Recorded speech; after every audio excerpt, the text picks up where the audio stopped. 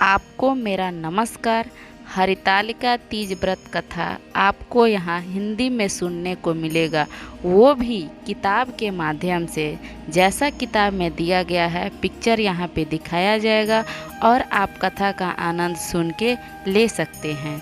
वैसे तीज आ रहा है और मेरी सभी प्रिय माताएं और बहनों को तीज की हार्दिक शुभकामनाएं।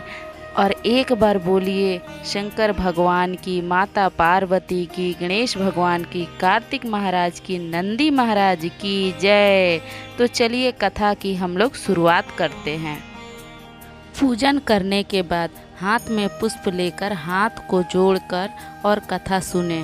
सूत जी कहते हैं, मंदार की माला से जिन पार्वती जी का केश पास अलंकृत है और मुंडों की माला से जिन शिव जी की जटा अलंकृत है, जो पार्वती जी दिव्य वस्त्र धारण की हैं और जो शिव जी दिगंबर नंगे हैं, ऐसी श्री पार्वती जी और श्री शिव जी को प्रणाम करता हूँ।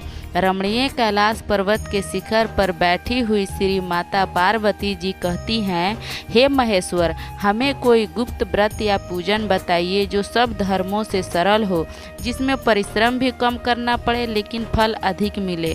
हे नाथ, यदि आप मुझ पर प्रसन्न हो तो यह विधि बताइए। हे प्रभु, किस तप, व्रत, दान से आदि, मध्य और अंत रहित आप जैसे महाप्रभु हमको प्राप्त हुए हैं।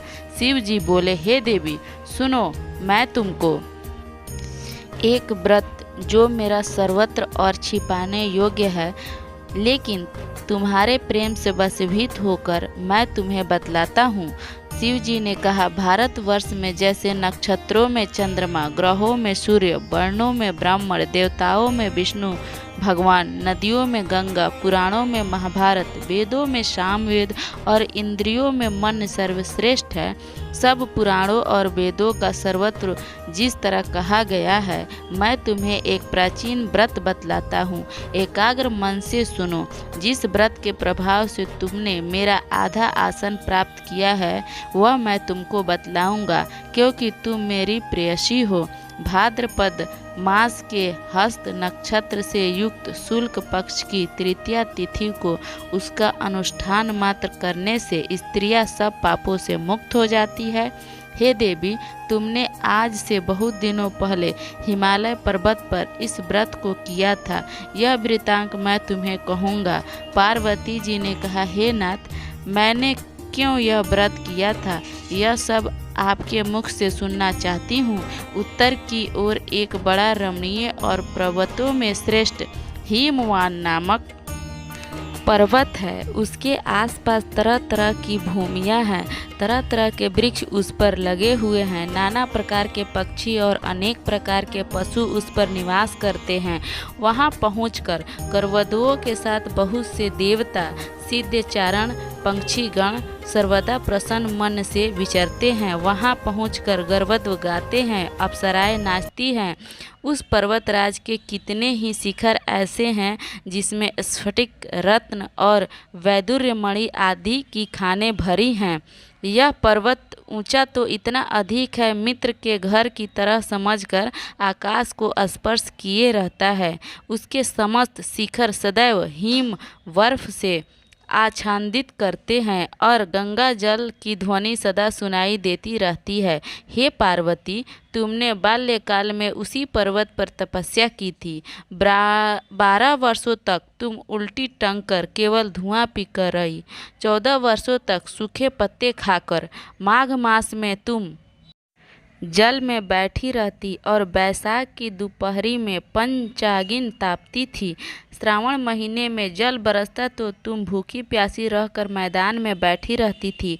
तुम्हारे पिता इस तरह के कष्ट सहन को देखकर बहुत दुखी हुए। वे चिंता में पड़ गए और मैं अपनी कन्या किसको दूं? उसी समय नारद जी वहां आ पहुँचे। मुनि श्रेष्ठ नारद जी उस समय तुम्हें देखने गए थे। नारद जी को देखकर गिरि ने अर्घ्य, पाद्य, आसन आदि देकर उनकी पूजा की और कहा, हे स्वामी, आप किस लिए आए हैं? मेरा अहोभाग्य है, आपका आगमन मेरे लिए अच्छा है। नारद जी ने कहा, हे पर्वतराज सुनो, मैं भगवान विष्णु का भेजा हुआ आपके पास आया हूँ। आपको चाहिए कि यह योग्य कन्या रत्न किसी योग्य वर को दे। भगवान विष्णु के समान योग्य वर ब्रह्मा, इंद्र और शिव इनमें से कोई नहीं। इसीलिए मैं यही कहूँगा कि आप अपनी कन्या भगवान विष्णु को ही देवे। हिमवान ने कहा, भगवान विष्णु स्वयं मेरी कन्या ले रहे हैं और आप यह संदेश लेकर आए हैं तो मैं उन्हें अपनी कन्या दूंगा। हिमवान की इतनी बात सुनकर मुनिराज नारद आकाश में विलीन हो गए। वे पीताम्बर, शंख, चक्र और गदाधारी भगवान विष्णु के पास पहुँचे। वहाँ हाथ जोड़कर नारद जी ने भगवान विष्णु से कहा, हे देव सुनिए, मैंने आपका विवाह पक्का कर दिया है। उधर हिमवान ने पार्वती के पास जाकर कहा, हे पुत्री, मैंने तुम्हें भगवान विष्णु को दे डाली। तब पिता की बात सुनकर तुम बिना उत्तर दिए ही अपनी सखी के घर चली गई। वहीं जमीन पर पड़कर तुम बहुत दुखी होती हुई विलाप करने लगी। तुमको इस प्रकार विलाप करती हुई देखकर सखी बोली, तुम क्यों इतनी दुखी हो, इसका कारण बतलाओ। तुम्हारी जो कुछ इच्छा होगी मैं यथाशक्ति उसको पूरा करने की चेष्टा करूंगी, इसमें कोई संशय नहीं है। पार्वती बोली, मेरी जो कुछ अभिलाषा है उससे तुम प्रेम पूर्वक सुनो। मैं एकमात्र शिव जी को अपना पति बनाना चाहती हूँ, इसमें कुछ भी संचय नहीं है। मेरे इस विचार को पिताजी ने ठुकरा दिया है, इससे मैं अपने शरीर का त्याग दूंगी। पार्वती की इस बात को सुनकर सखियों ने कहा कि शरीर का त्याग न करो, चलो किसी ऐसे वन में चलो जहाँ पिता को पता न लगे। ऐसी सलाह कर तुम वैसे वन में जा पहुँची। उधर तुम्हारे पिता घर घर तुम्हें खोजने लगे। दूत द्वारा भी खबर लेने लगे कि कौन देवता या किन्नर मेरी पुत्री को हर ले गया है। उन्होंने मन ही मन कहा, मैं नारद जी के आगे प्रतिज्ञा कर चुका हूँ कि अपनी पुत्री भगवान विष्णु को दूंगा। ऐसा सोचते सोचते हिमवान मूर्छित हो गए। गिरिराज को मूर्छित देखकर सब लोग हाहाकार करते दौड़ पड़े। जब होश हुआ तो सब पूछने लगे कि गिरिराज, आप अपनी मूर्छा का कारण बतलाइए। हिमवान ने कहा, आप लोग मेरे दुख का कारण सुने। न मालूम कौन मेरी कन्या को हर कर ले गया है। ऐसा नहीं हुआ तो उसे किसी काले सांप ने काट लिया होगा या सिंह खा गए होंगे। हाय हाय, मेरी बेटी कहाँ गई? किसी दुष्ट ने मेरी पुत्री को मार डाला। ऐसा कह वे वायु के झोंके से कांपते हुए वृक्ष के समान कांपने लगे। इसके बाद हिमवान तुम्हें वन वन खोजने लगे। वह वन भी सिंह, भालू, हिंसक जंतुओं से बड़ा भयानक हो रहा था। तुम भी अपनी सखियों के साथ उस भयानक वन में चलती चलती एक ऐसी जगह जा पहुंची जहां एक नदी बह रही थी। उसके रमणीय तट पर एक बड़ी सी कंदरा थी। तुमने उसी कंदरा में आश्रय बना लिया और मेरी एक बालुकामयी प्रतिमा बनाकर अपनी सखियों के साथ निराहार रहकर मेरी आराधना करने लगी। जब भाद्र पक्ष शुक्ल पक्ष की हस्त युक्त तृतीया तिथि प्राप्त हुई तब तुमने मेरा विधिवत पूजन किया और रात भर जागकर गीत वाद आदि से मुझे प्रसन्न करने में बिताया। उस व्रत राज के प्रभाव से मेरा आसन डगमगा उठा, जिससे मैं तत्काल उस स्थान पर पहुंचा। वहां पर तुम अपनी सखियों के साथ रहती थी। वहां पहुंचकर मैंने तुम्हें कहा कि मैं तुम पर बहुत प्रसन्न हूँ, बोलो क्या चाहती हो। तुमने कहा, मेरे देवता, यदि आप मेरे ऊपर प्रसन्न हैं तो मेरे पति बने। मैंने तथास्तु कहकर कैलाश पर्वत पर वापस आने पर तुमने वह प्रतिमा नदी में प्रवाहित कर दी और सखियों के साथ उस महाव्रत का पारण किया। हिमवान भी तब तक उस वन में तुम्हें खोजते हुए आ पहुँचे। चारों दिशाओं में तुम्हारी खोज करते करते वे व्याकुल हो चुके थे, इसलिए तुम्हारे आश्रम के समीप पहुँचते ही गिर पड़े। थोड़ी देर बाद उन्होंने नदी के तट पर दो कन्याओं को सोते हुए देखा। देखते ही उन्होंने तुम्हें छाती से लगा लिया और बिलख बिलख कर रोने लगे। फिर पूछा, पुत्री, तुम सिंह, व्याघ्र आदि जंतुओं से भरे इस वन में क्यों आ पहुँची? पार्वती ने उत्तर दिया, हे पिताजी, मैंने पहले ही अपने आप को शिव जी के हाथों सौंप दिया था। आपने मेरी बात टाल दी, इसीलिए मैं यहाँ चली आई। हिमवान ने सत्वाना दी कि हे पुत्री, मैं तुम्हारी इच्छा के विरुद्ध कुछ न करूँगा।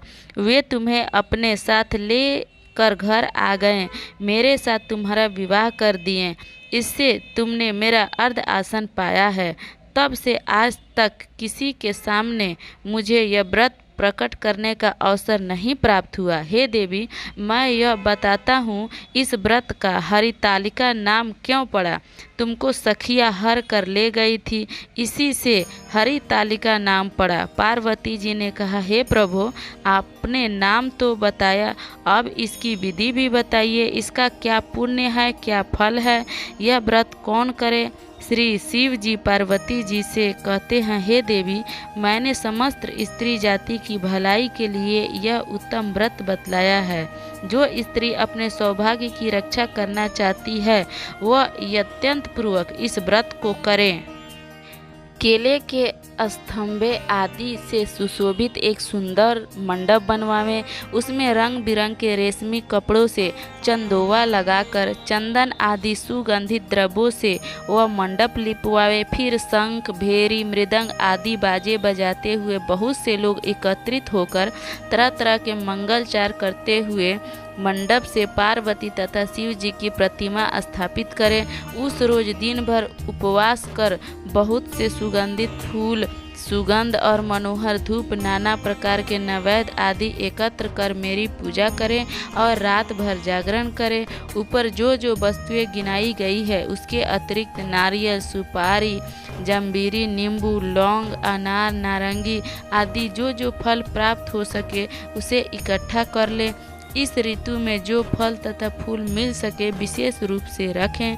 इसके बाद धूप दीप आदि से पूजन कर प्रार्थना करें, हे शिव, शिव रूपिणी, हे मंगले, सब अर्थों को देने वाली हे देवी, हे शिव रूपे, आपको नमस्कार है। हे शिव रूपे, आपको सदा के लिए नमस्कार है। हे ब्राह्मणी रे, आपको नमस्कार है। हे जगरात्रि, आपको नमस्कार है।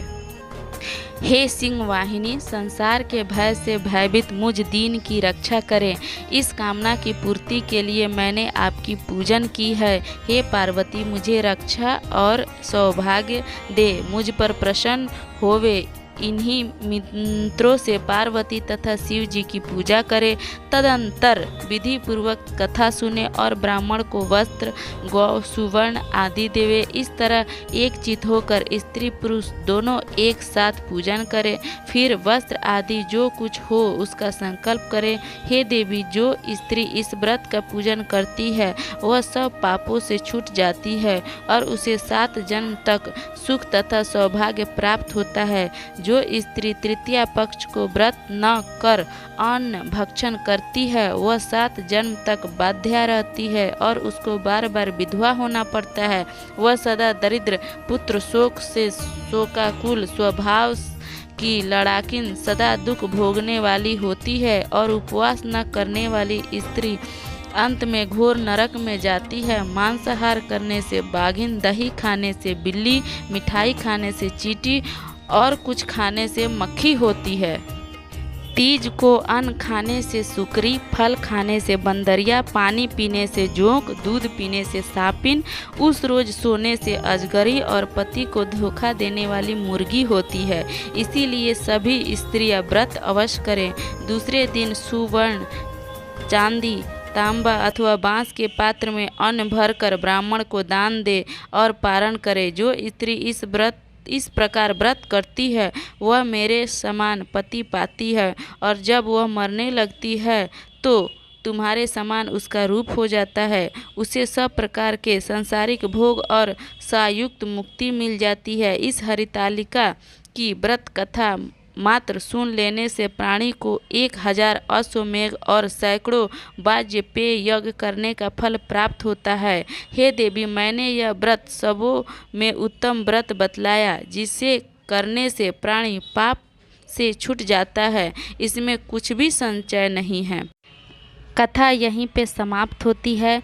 आगे के वीडियो में आपको किताब के माध्यम से दिया गया शिव जी की आरती और माता पार्वती जी की आरती दोनों मिल जाएगी। ये आरती आपको आरती करते के समय में बहुत लाभदायक होगा। अगर आप ये भगवान शिव की आरती और माता पार्वती की आरती सुनकर आरती करते हैं तो अगर आपको वीडियो से जुड़ी कोई भी जानकारी चाहिए तो हमें कमेंट कर सकते हैं या इंस्टाग्राम पे डिस्क्रिप्शन में लिंक दिया गया है, वहाँ पे फॉलो करके आप मुझे पर्सनली मैसेज कर सकते हैं।